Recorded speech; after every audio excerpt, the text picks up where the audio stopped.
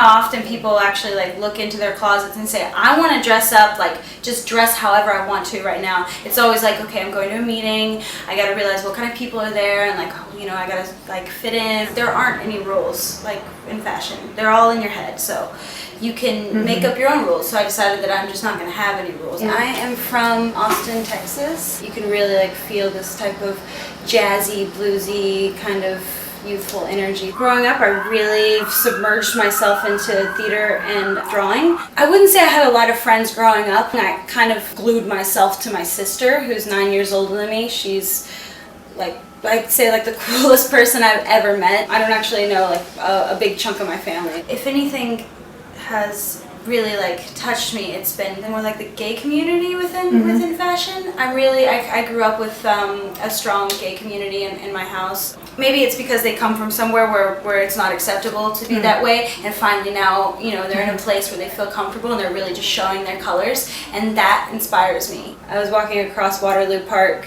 and I was just dressed up like a punk. I was wearing my like no effect shirt and my ripped up shorts. This guy with this big beard came up to me and was like, oh, you're so pretty, like you could be a really good model, and da-da-da. I was like, who are you? Behind him followed his wife with the baby, and they're like, hey, we started this scouting company, we're from New York, we think you'd be a good model. Like, I worked at a grocery store at the time, and I think I had like a really bad week the following week, and was like, anything is better than beep, beep. I finally gave them a call. Actually, no one was really interested. They were all like, she's a little short, she's a little busty, we're not really sure. I was like, that kind of sucks, like I kind of want to go to New York City. So how about you guys buy me a ticket and I will convince somebody to take me on. My family doesn't really travel a lot, so the idea of me being on a plane by myself is completely foreign to me.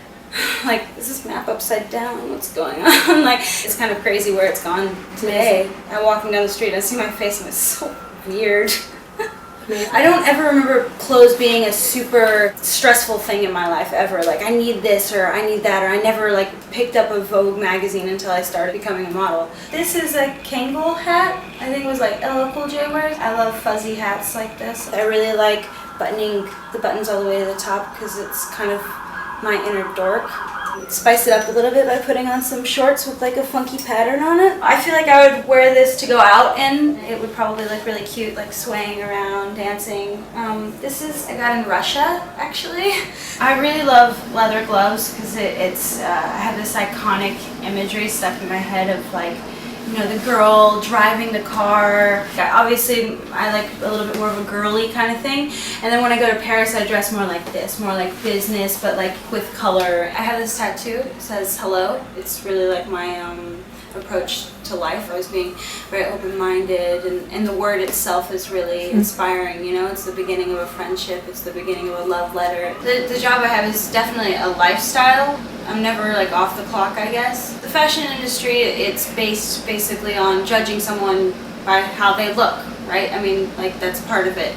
I don't come from a world of money or a world of fancy clothes or anything like this. So when I come and I meet some of these people that want to judge me or like put me down because I'm not of their standards or something like this, it just really makes me laugh. I mean, I just think back to my friends back in Texas and how much that they would laugh at the same situation and how much that they love me for who I am. I don't know what to tell you about music except for it's like the biggest part of my life. I wouldn't say, like, you know, I have a guitar, but I wouldn't say I'm like a huge like professional. I don't shred or anything. It helped me become comfortable with who I am, because in Austin there's so many different genres of music that I went through every single phase. I've been pierced all over the place and I've had pink hair, green hair. That was my first thing I wanted to be when I grew up, was a rock star. Now I'm a fashion star, and then I'll be a movie star. Reach for the stars, right?